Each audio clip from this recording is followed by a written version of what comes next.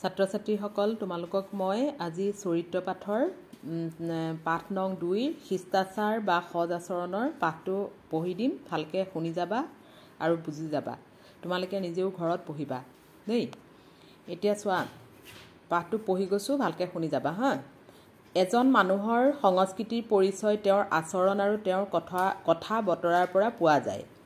অন্য কথাত সংস্কৃতিবান পৰিয়ালৰ ল'ৰা ছোৱালীৰ আচৰণবোৰ সাধাৰণতে সহজ হয়।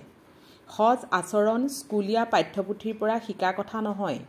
ডাঙৰৰ সজ আচৰণৰ আৰ্হি চাই ল'ৰা ছোৱালীয়ে সেই সজ আচৰণ বাৰে বাৰে অভ্যাস কৰিলে তেওঁলোকৰ আচৰণ সহজ হ'ব পাৰে। আচলতে সজ চৰিত্ৰ বা সংস্কৃতি মানুহৰ সজ আচৰণত প্ৰকাশ পায়। ল'ৰা ছোৱালীৰ চৰিত্ৰ গঠনত পৰিয়ালৰ ডাঙৰসকলৰ আদৰ্শৰ প্ৰভাৱ বৰ বেছি। কিয়নো সৰু সৰু ল'ৰা ছোৱালী বৰ অনুকৰণপ্ৰিয়, অৰ্থাৎ সিহঁতে সকলো কথাকেই সহজে অনুকৰণ কৰিব পাৰে। কেতিয়াবা ওচৰ চুবুৰীয়াৰ আচৰণৰ প্ৰভাৱো সিহঁতৰ চৰিত্ৰৰ ওপৰত নপৰাকৈ নাথাকে। সজ আচৰণে মানুহক সুন্দৰ কৰে আৰু আনৰ প্ৰিয়পাত্ৰ কৰে। মানুহৰ মন সুন্দৰ নহ'লে তেওঁৰ আচৰণ সুন্দৰ হ'ব নোৱাৰে। আচলতে মানুহৰ মনৰ ভাৱ তেওঁৰ আচৰণৰ মাজেদি প্ৰকাশ পায় আৰু মানুহজনৰ চৰিত্ৰ। কিন্তু এনে কিছুমান মানুহ আছে যি সদায় মিঠামুখীয়া আৰু মিঠা স্বভাৱৰ, কিন্তু ভিতৰি সিবিলাকৰ চৰিত্ৰ ভাল নহয়। সেইবিলাক মানুহে নিজৰ স্বাৰ্থৰ কাৰণেহে বাহিৰত সজ আচৰণ দেখুৱায়।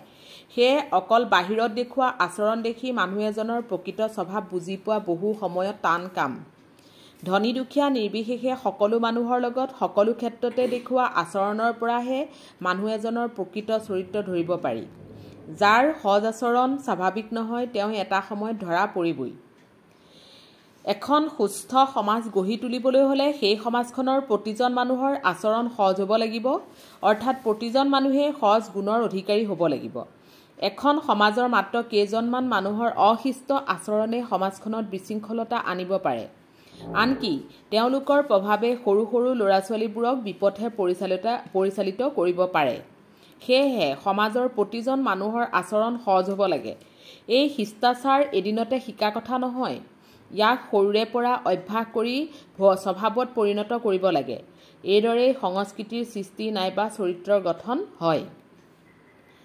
বিনয় বা নম্ৰতাই হৈছে সজ আচৰণৰ মূল, অৰ্থাৎ বিনয়ী হ'লেহে মানুহৰ আচৰণ সহজ হ'ব পাৰে। কিবা কথাত সোনকালে উত্তেজিত হৈ পৰাটো অসজ আচৰণৰ লক্ষণ। কিছুমান মানুহে কিবা এটা বিষয় লৈ আলোচনা কৰিলে বহু সময়ত মতৰ অমিল হোৱাৰ কাৰণে তেওঁলোকক উত্তেজিত হৈ পৰা দেখা যায়। তেতিয়া কোনোবা এজনে হয়তো আন এজনৰ কথাৰ তীব্ৰ প্ৰতিবাদ কৰি নিজৰ মতক শ্ৰেষ্ঠ বা শুদ্ধ বুলি প্ৰতিপন্ন কৰিব খোজে। তেওঁ হয়তো অইন এজনৰ যুক্তিক পোনে পোনে অশুদ্ধ বুলি ক'ব খোজে। এনে আচৰণ বৰ বেয়া। নিজৰ মতকে সকলো সময়তে শুদ্ধ বুলি ধৰি লোৱা উচিত নহয়। আনৰ কথাও শুদ্ধ হ'ব পাৰে। কেতিয়াবা কিবা কথাৰ প্ৰতিবাদ কৰিব খুজিলে কথাটো এনেধৰণেহে হ'ব লাগিছিল নেকি, নাইবা মই কিন্তু কথাটো এইধৰণেহে জানো আদি সুৰত প্ৰতিবাদ কৰিব লাগে। সকলোৰে প্ৰতি সন্মানজনক ব্যৱহাৰ কৰাটোৱে হ'ল সজ আচৰণৰ সাৰ কথা। কিন্তু সকলো ধৰণৰ মানুহৰ প্ৰতি একেধৰণৰ সজ আচৰণ দেখুওৱা নহয়। এজন সমনীয়া বন্ধুৰ প্ৰতি দেখুওৱা সজ আচৰণ এজন বয়োবৃদ্ধ লোকৰ প্ৰতি দেখুওৱা সজ আচৰণতকৈ বেলেগ হ'ব। সমনীয়া বন্ধুজনৰ লগত প্ৰীতিৰ বা প্ৰণয়ৰ সম্পৰ্ক, বয়োবৃদ্ধ লোকজনৰ লগত শ্ৰদ্ধা বা ভক্তিৰ সম্পৰ্ক। গতিকে আমাৰ আচৰণত যথাযোগ্য বিনয় আৰু সন্মান দেখুৱাব লাগিব। এজন সমনীয়া মানুহৰ লগত নাইবা এজন বন্ধুৰ লগত কেতিয়াবা কথা প্ৰসংগত তৰ্ক বিতৰ্ক হ'ব পাৰে। কিন্তু বয়োজ্যেষ্ঠজনৰ লগত এনে তৰ্ক বিতৰ্ক যথাসম্ভৱ এৰাই চলিব লাগে।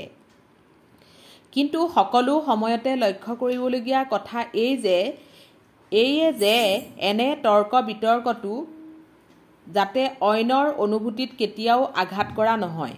অৰ্থাৎ সকলো সময়তে আনৰ অনুভূতিৰ প্ৰতি শ্ৰদ্ধা ৰাখিব লাগে। অনুভূতিত আঘাত লাগিলে বহু সময়ত খং উঠাটো স্বাভাৱিক। কোনো এটা বিষয় লৈ তৰ্ক বিতৰ্ক হোৱাত খং উঠাটো অশিষ্ট আচৰণৰ লক্ষণ। কথা কওঁতে ওপৰা ওপৰিকৈ কেতিয়াও ক'ব নালাগে। এজনে কথা কৈ শেষ কৰাৰ পাছতহে আনজনে আৰম্ভ কৰা উচিত। কথাৰ ওপৰত কথা ক'বলৈ আৰম্ভ কৰাটো অসজ আচৰণৰ লক্ষণ। এতিয়া বুজি পাইছা নিশ্চয় ছাত্ৰ ছাত্ৰীসকল তোমালোকে এইখিনি কথা ভালকে নিজে যদি বুজি পোৱা তেতিয়া ভাল হ'ব তোমালোকৰ নিজৰ কাৰণে ভাল শিষ্টাচাৰ সজ আচৰণবিলাক যদি ভালকে তোমালোকে নিজকে নিজে গঢ়ি তুলিব পাৰা তেতিয়া নিজৰ কাৰণেই তোমালোকৰ সুবিধা হ'ব সেইকাৰণে এইখিনি ভালকে চাবা তাৰপিছত মই তোমালোকক এইখিনিও এতিয়া পঢ়ি দিম কিন্তু তোমালোকে এইখিনি বুজি পাইছা নাই মোক জনাবা কমেন্টৰ যোগেদি জনাবা দেই এতিয়া এইখিনিৰ পৰা চোৱা ঘৰলৈ কোনো সমনীয়াক আলহী হিচাপে মাতিলে তেওঁ যাতে কেতিয়াও অস্বস্তিবোধ নকৰে তালৈ লক্ষ্য কৰিব লাগে আলহীজনে যাতে সকলো সময়তে সংকোচ ভাৱৰ পৰা মুক্ত হৈ থাকে তালৈ চকু দিয়াটো সজ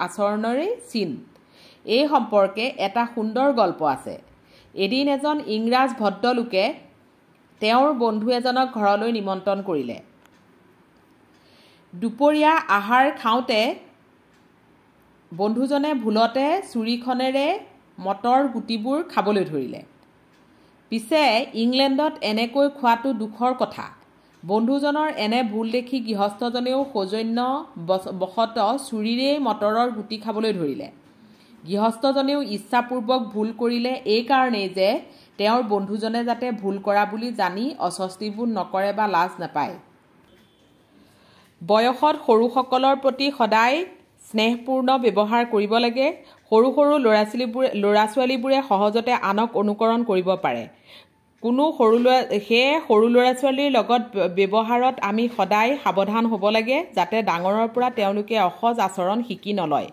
কিছুমান সৰু ল'ৰা-ছোৱালী আছে যিবিলাকে কোনো এটা বস্তু দেখিলে একেলগে বহু প্ৰশ্ন সোধে সিহঁতৰ এনে ওপৰা-ওপৰি প্ৰশ্নই বহু সময়ত ডাঙৰক বিমূৰত পেলায় অথবা বহু সময়ত ডাঙৰৰ কাৰণে এনে প্ৰশ্নবোৰ বিৰক্তিকৰ হৈ উঠে তথাপি সিহঁতৰ এনে ব্যৱহাৰৰ কাৰণে সিহঁতক টান কথা কোৱা উচিত নহয় কিয়নো এনে টান ব্যৱহাৰে সিহঁতৰ অনুসন্ধিতসু মনত আঘাত দিব পাৰে সিহঁতে ভুল কৰিলে মৰম কৰি সেইবোৰ শুধৰাই দিব লাগে সৰু ল'ৰা-ছোৱালীৰ আগত অসজ আচৰণ দেখুৱালে সিহঁতে তেনে আচৰণ কৰিব পাৰে সেয়ে সৰু ল'ৰা-ছোৱালীৰ আগত কেতিয়াও অসজ আচৰণ দেখুৱাব নালাগে আজিৰ ল'ৰা-ছোৱালীবোৰে বহু সময়ত বয়সীয়াল মানুহৰ প্ৰতি অসজ আচৰণ কৰা দেখা পোৱা যায় এই পৰিৱৰ্তনশীল জগতখনৰ বহু নতুন কথাৰ বিষয়ে বয়সীয়ালসকলৰ বহুতৰে ধাৰণা আজি পৃথক হ'ব পাৰে কিন্তু সেই কাৰণেই তেওঁলোকৰ প্ৰতি অসজ আচৰণ দেখুওৱা উচিত নহয় যিয়ে এই সকলৰ প্ৰতি অসজ আচৰণ দেখুৱাই তেওঁলোকে নিজৰ ঠেক মনৰহে পৰিচয় দিয়ে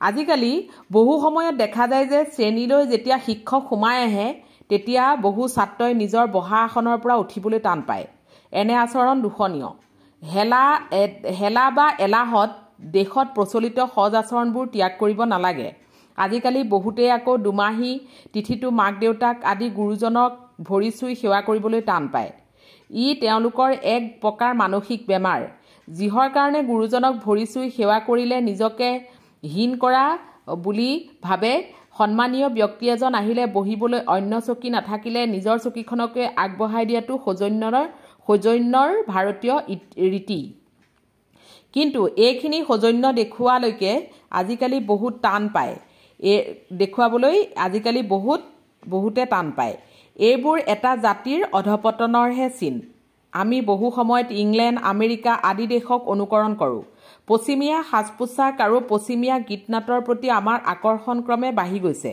কিন্তু ইংলেণ্ড আৰু আমেৰিকাৰ মানুহে শিষ্টাচাৰক যিমান মূল্য দিয়ে আমি দিওঁনে আমি সদায় আনৰ সজ গুণবিলাকহে লোৱা উচিত অন্ধ অনুকৰণ বৰ বেয়া জনসমাৱেশ হোৱা ঠাইবোৰত আমি কি দেখিবলৈ পাওঁ চিনেমা হলৰ টিকটৰ খিৰিকীত সদায় হেঁচা ঠেলা মৰামৰি ৰেল বা বাছত উঠিবলৈ যাওঁতে সদায় হেঁচা ঠেলা ডাকঘৰৰ খিৰিকীত ওপৰা ওপৰি চিনেমা চলি থকা সময়ত হুহুৰি চিঞৰ বাখৰ আদি আমি প্ৰায়ে দেখিবলৈ পাওঁ এই সকলোবোৰ অসজ আচৰণ আমি ইমান স্বাৰ্থপৰ হৈ গৈছোঁ যে আনৰ সুবিধা অসুবিধালৈ প্ৰায়ে নাচাওঁৱেই আমি সদায় অনুকৰণ কৰা ইউৰোপৰ দেশবোৰত কিন্তু এনে অসজ আচৰণ দেখা নাযায় সেইবোৰ দেশত মানুহে ৰেল নাইবা বাছত উঠোতে শাৰী পাতি লয় যাতে কোনো বিশৃংখল নহয় সেইদৰে ডাকঘৰৰ খিৰিকীৰ সন্মুখত নাইবা চিনেমা ঘৰৰ টিকট কটা কোঠালীৰ খিৰিকীৰ সন্মুখত শাৰী পাতি থিয় হ'ব লাগে এনে অসজ আচৰণৰ ফলত সকলো কামেই সুশৃংখলভাৱে সম্পন্ন হয় সময় আৰু শক্তিৰো অপব্যৱহাৰ নহয় আৰু সবাৰো উপৰি কিছুমান অপ্ৰীতিকৰ ঘটনাৰ পৰা হাত সাৰিব পাৰি। কিছুমান মানুহে জুম বান্ধি কথা পাতি আলিবাটেৰে খোজকঢ়া আমি বহু সময়তে দেখোঁ। তেওঁলোকৰ এনে আচৰণৰ ফলত আন মানুহক বহু সময়ত অসুবিধা হয়। কেতিয়াবা আকৌ কিছুমান মানুহে অহা যোৱা কৰা বাটৰ ওপৰতে থিয় হৈ কথা পাতি থাকে। তেওঁলোকৰ এনে আচৰণৰ বাবে যে অইন পথিকৰ অসুবিধা হয় সেই কথা তেওঁলোকে ভাবি নাচায়। আমি কেতিয়াবা ঠেক বাটেদি গৈ থাকোঁতে যদি বিপৰীত ফালৰ পৰা কোনো মানুহ আহে আমি তেওঁক বাট এৰি দিব লাগে। এজন জ্ঞানী মানুহে এসময়ত কৈছিল যে দুজন সজ মানুহ দুইফালৰ পৰা আহিলে বাট তিনিটা হয়, অৰ্থাৎ দুয়োজন সজ মানুহে ইজনে সিজনক বাট এৰি দিওঁতে মূল বাটটোৰ দুয়ো কাষেদি আৰু এটা বাট হৈ পৰে। সজ আচৰণ সুফল সদায় পোৱা যায়। সজ আচৰণৰ সুফল সদায় পোৱা যায়। সজ আচৰণৰ কাৰণে মানুহ এজনে সকলো ক্ষেত্ৰতে সকলো সময়তে সমাদৰ পায়। কি সমাজত কি কৰ্মক্ষেত্ৰত সকলোতে তেওঁ প্ৰিয়পাত্ৰ হ'ব পাৰে। চাকৰি জীৱনত পদোন্নতি বহু সময়ত সজ আচৰণৰ ওপৰত নিৰ্ভৰ কৰে, কিন্তু নিজৰ স্বাৰ্থ সিদ্ধিৰ উদ্দেশ্যে বেলেগক তোষামোদ কৰা সহজ কথা নহয়। সজ আচৰণৰ লগত ইয়াক মিহলাই পেলালে ডাঙৰ ভুল কৰা হ'ব। আমাৰ শিক্ষা আৰু সংস্কৃতিৰ পৰিচয় মানুহে আমাৰ সজ আচৰণৰ মাজেদিহে পায়। এইবাবে সজ আচৰণৰ অভ্যাস কৰাটো সকলোৰে বাবে অত্যাৱশ্যক। ছাত্ৰ ছাত্ৰীসকলে এই কথা মনত ৰখা উচিত যে পুৰণিকালত ভাৰত সজ আচৰণত পৃথিৱীৰ অন্য সকলো মানুহৰ আদৰ্শ আছিল। এতিয়া তোমালোকক মই এইখিনিলৈকে পঢ়ি দিলোঁ, তোমালোকে নিশ্চয় বুজি পাইছা। এইখিনি নিজে পঢ়িলেই তোমালোকে বুজি পাবা। এতিয়া চোৱা, এতিয়া আজিকালি কিছুমান অসজ আচৰণ কৰিবলৈ লৈছে, হয়নে নহয় বাৰু? এইখিনি পঢ়ি তোমালোকে নিশ্চয় গম পাইছা পঢ়ি দিয়াৰ পাছত, আৰু নিজেও নিশ্চয় পঢ়িছা চাগৈ। এতিয়া চোৱা, কিছুমান মানুহে ডাঙৰক সন্মান নকৰে, ডাঙৰবিলাকক সন্মান নকৰে, সৰুৱে ডাঙৰক যিকোনো কথাত। এতিয়া চোৱা, বাছত যদি তুমি চিটত বহি আছা, বাছ এখনত গৈ আছা, বাছৰ চিটত বহি আছা, তোমাৰকে ডাঙৰ বয়োজ্যেষ্ঠ এজন উঠিলে, তেতিয়া তুমি কি কৰিবা? তেতিয়া তুমিতো চিটটো এৰি দিব লাগে, হয়নে নহয়? সেইটো এটা সজ মানুহৰ লক্ষণ। এতিয়া তুমি সেই চিটটো যদি নেৰা আৰামত বহি থাকাত কেনেকুৱা লাগিব? সেইকাৰণে সজ আচৰণৰ লক্ষণ বহুতখিনি আছে। তুমি ডাঙৰক সন্মান কৰিব লাগিব। এতিয়া তুমি ধৰি লোৱা চাইকেলখন চলাই গৈ আছা ৰাস্তাত, তোমাক পঢ়োৱা এজন শিক্ষকক লগ পালা, তেতিয়া তুমি কি কৰিবা? চাইকেলখনৰ পৰা নামি ধুনীয়াকৈ তুমি মাতিবা, সেইটো এটা সজ আচৰণৰ লক্ষণ। সদায় ডাঙৰক সন্মান কৰি চলিব লাগে, ডাঙৰৰ কথা সদায় শুনিব লাগে, ডাঙৰে কি কৈছে, ভুল কৈছে নে শুদ্ধ কৈছে সেইখিনি জানি লৈ পেলাই ভালকৈ সেইখিনি আচৰণ কৰি তেওঁলোকৰ মানি চলিব লাগে। তেতিয়াহে তুমি এজন সৎ আচৰণৰ লোক হ'বা। গম পাইছা? এতিয়া তোমালোকক মই এইখিনি কাইলৈ মই তোমালোকক পঢ়ি শুনাম। এইখিনিলৈকে তোমালোকে নিজেই ঘৰত পঢ়ি চাবা, তেতিয়া নিজেও বুজি পাবা, আৰু মই পঢ়ি দিয়া মতে পঢ়াৰ কথাখিনিও শুনিবা, তেতিয়া নিশ্চয় বুজি পাবা। আজিলৈ সামৰিছোঁ এইখিনি। এতিয়া কাইলৈ মই তোমালোকক পঢ়ি দিম এইখিনিৰ পৰা।